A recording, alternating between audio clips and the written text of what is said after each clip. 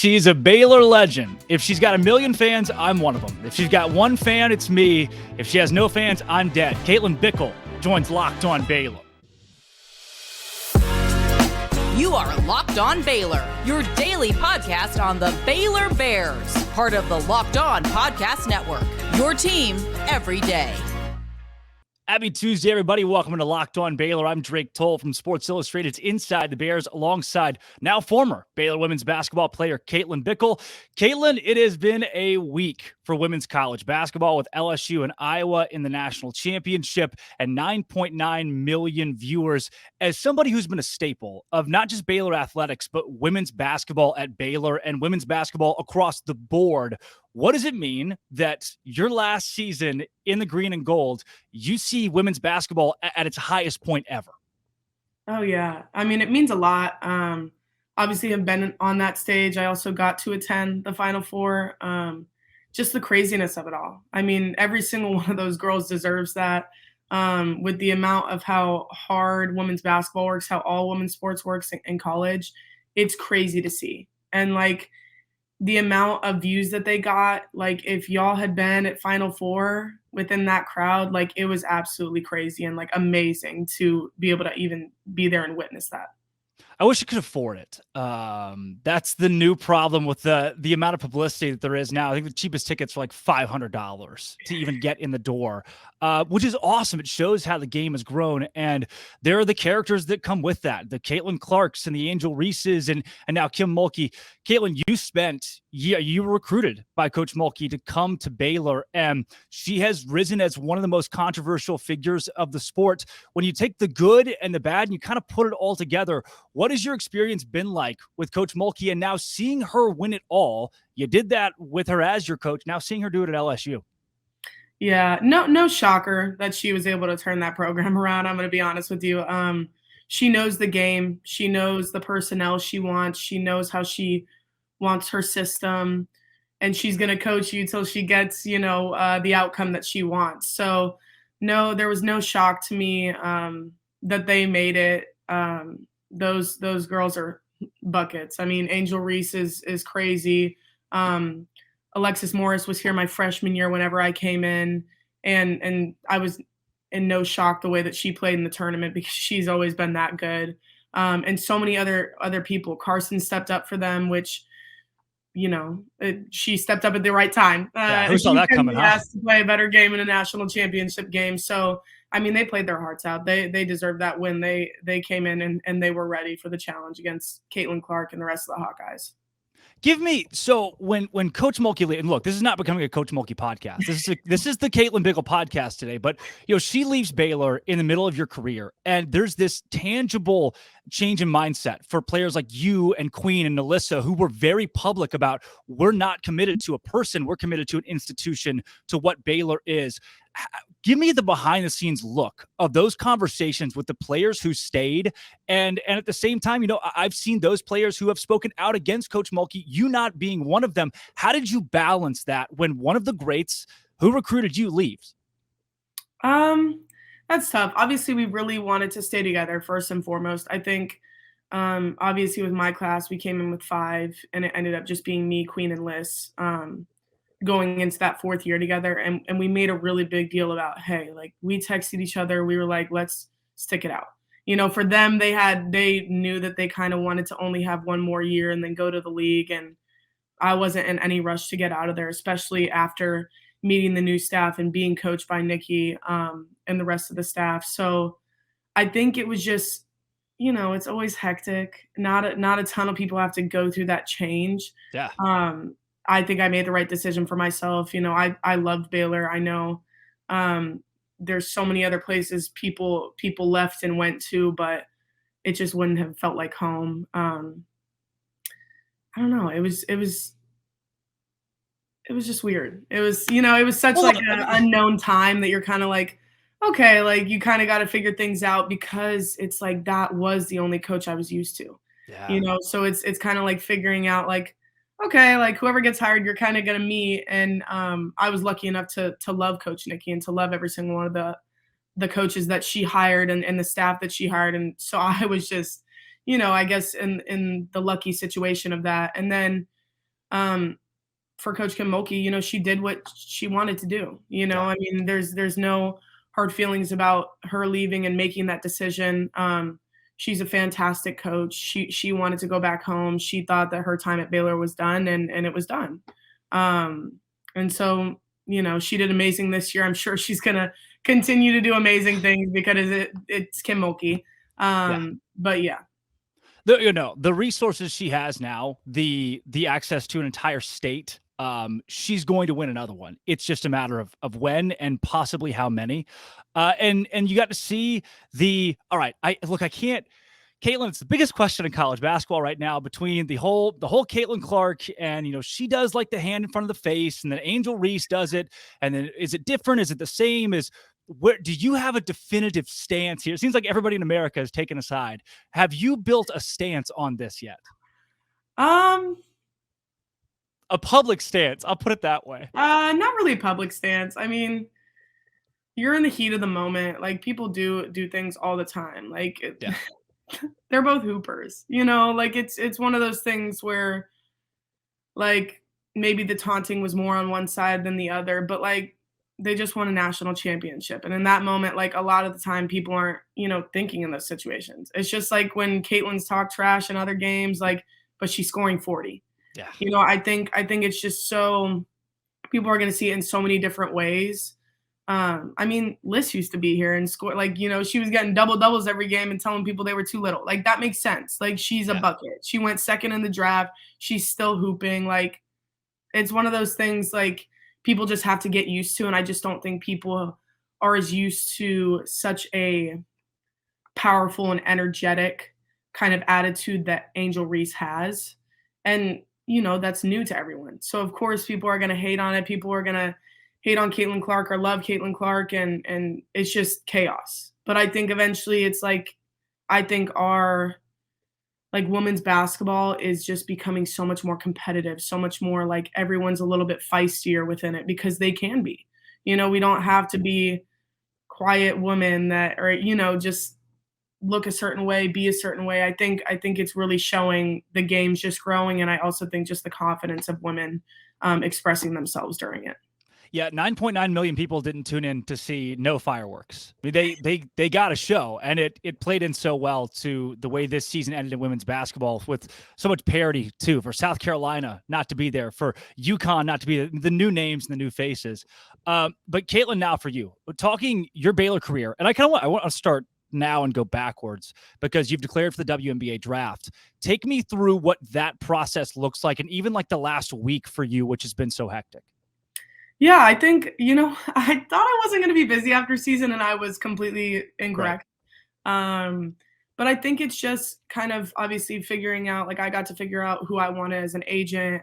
I got to declare. I've gotten to do a few fun things, like being in the 3-on-3 in Houston and going to the Final Four for a summit and meeting and listening to some amazing women that have already been in the league and gotten into their careers. So I think right now it's just kind of staying focused. Like, I've started working out again this week now that I'm finally back, and just like staying ready, because you never know where you're going to end up, whether it's a chance to get drafted or whether I'm going to go overseas or when I'm going to go really. So I think for me, it's just kind of been the mental aspect of taking care of myself, like making sure I'm taking care of school while also like preparing for what's next, because it comes so quick. Built Bar. I love it. Built Bar is my favorite bar. It's the thing that I eat every morning when I start my morning. Happy National Championship Day, by the way. Built Bar, the coconut almond, the stuff's still going on. BuiltMarchMadness.com. It's still going on, this bracket here. And if you go in and you put in your stuff, your information to vote, then you could win a free, that's right, box of Built Bar. 50 people will win that. One person will win a free 12-month subscription to Built Bar. The free Built Bar is for you to eat. You got to try Built. It's the best protein bar ever. They are amazing. You will not think that they're good for you. You won't, but they're only like 130 calories and like 13 grams of protein. It's pretty nuts, actually. And it's just like 4 grams of sugars, less than that. It's insane. What makes Built Bar so good? They are high in protein, low in sugar, 100% real chocolate. That's why I like it. Run to BuiltMarchMadness.com. Vote for your favorite bar. Coconut almond for me, my friends. Coconut almond, BuiltBar.com. Go to Sam's. Go to Walmart. Get one. I've always found it so interesting, and I'm gonna be careful with the question, honestly, but I genuinely want to know. So I have a sister. She's the number 42 softball player in America in her class. She's a sophomore in high school, and I know, like, I'm confident that any boy in her place is like, oh yeah, I'm a millionaire. They're just like, oh yeah, I'm gonna get drafted. I'm gonna go to the league, and for her, she knows that there's a timer on the rest of her career because she's female, which terrible. Like, I'm glad that is slowly but surely changing with the growth of women's sports, and you're seeing that this week and with softball in itself. Now for you, how do you tackle a WNBA that has become so competitive and so exclusive from the standpoint of someone who's trying to get drafted and trying to make a career out of what you have done for your entire life? Yeah, I think obviously there's, the WNBA has grown a ton and they want to continue to grow. Um, you just saw Tom Brady, who is now kind of getting in on the action now that he's retired. And I think that's kind of one of the things I always look at, because obviously players that are playing can't do that stuff. Yeah. So it's hard when you see that support, but they can't put money into that. They literally are not allowed to. So it's always tough because we see the support growing, and I think it's just so hard because they're continuing to try to grow and to try to pull in money to where they can expand the league. As for kind of just looking at it in a different way, like, I just got to think, like, it's not like it's over if I don't get in. I think there's so many other options overseas. I've always wanted to travel. I've always wanted to see the world. So for me, it's just another opportunity. I just look at people today and I'm like, I'm just kind of grateful to be here, like to be able to like have made it through after the surgeries, after having so many injuries and just setbacks, that I've like been able to kind of make it through and still want to play basketball afterwards and still be capable of playing basketball afterwards. Caitlin, to stay on the little backtrack timeline that I've awkwardly built here, Nicki Collen is hired at Baylor. Just that name, and I'm going to leave it as vague as I can because I want you to have the floor. What does that name, Nicki Collen, mean to you now? Oh man, I love her. I love her. She really came in and changed me for the better. I think it was amazing getting to play behind such fantastic players that I got to play behind for 4 years. And then like this past year, I kind of got a chance. Like, obviously, we had people hurt, we had people that couldn't play. And so I had to take a bigger role. And she's always expressed confidence in me. From the first conversation we had, it's just so authentic. It's so genuine. And I love that. Like, you need those people in your life, especially when that's like what's important to you.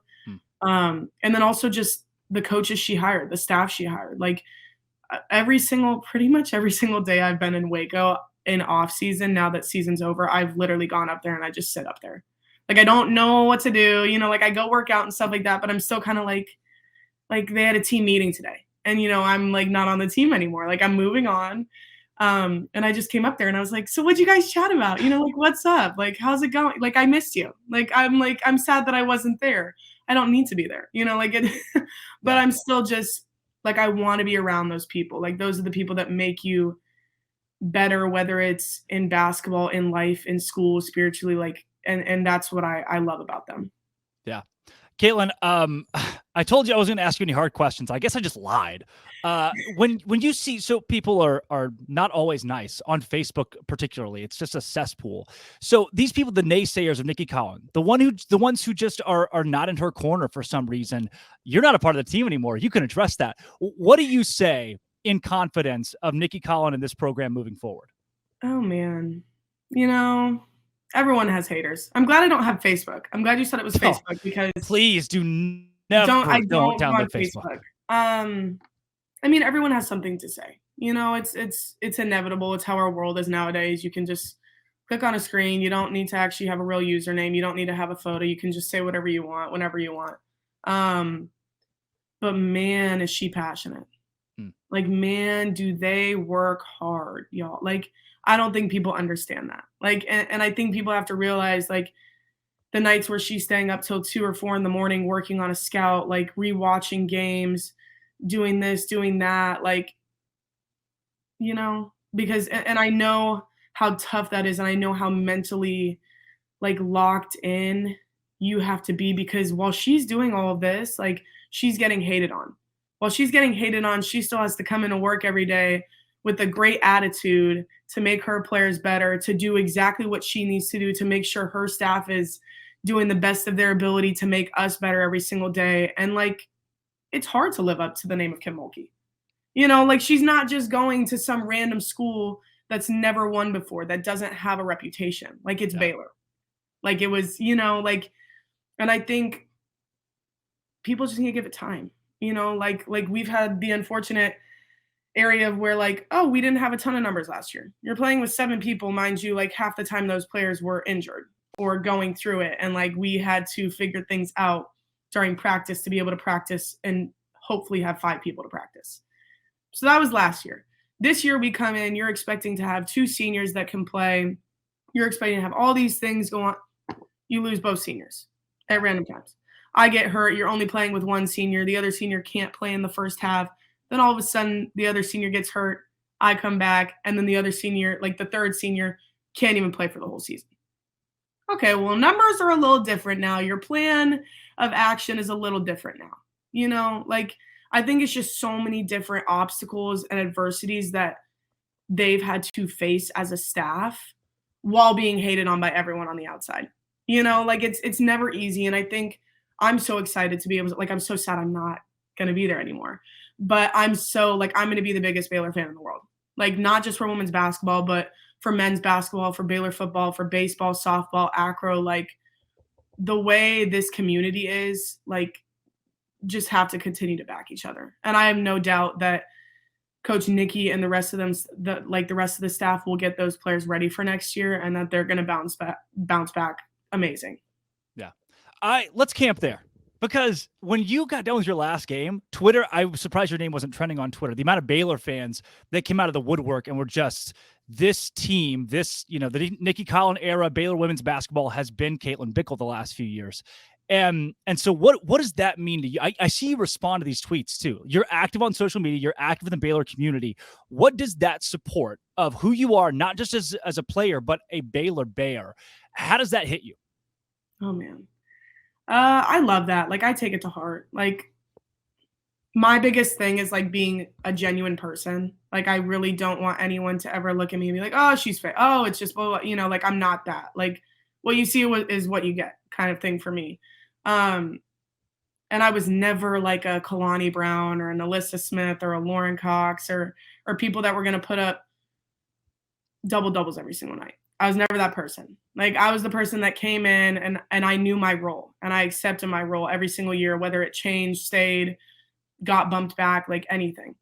And I invested myself, you know, like I wanted to win. Like, I didn't care if we won and it was just me high-fiving everyone every single play.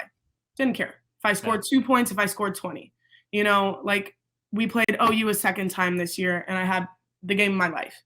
And people were congratulating me, this, that. And I looked at them and I was like, what are you congratulating me for? Like, we lost. Like, it doesn't matter. You know, like, to me, I'm like, that doesn't matter because we didn't win. Like, watch the game 3 times and I'm sitting there like, oh, I could have done that better. Like, I messed up on that possession. Like, you know, just certain things. Like, that's how I look at it because overall, like, the name of Baylor is what's important to me.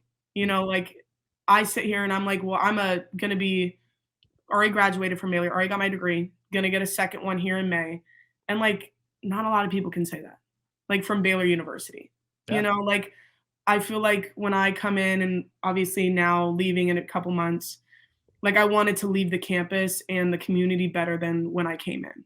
And I feel like I did that. Like, I feel like there were people that can look up to me now, you know, like that get excited when they see me or even when it's after I play or when I'm done with basketball, when I'm done with sports, like, will they still be like, hey, like, I watched you when I was younger, like, you inspired me. Like, that's what was so important to me.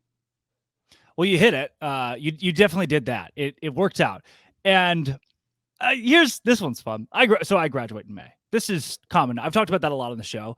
And it's college. You have, like, leaving college is the worst thing that could possibly exist for most of us.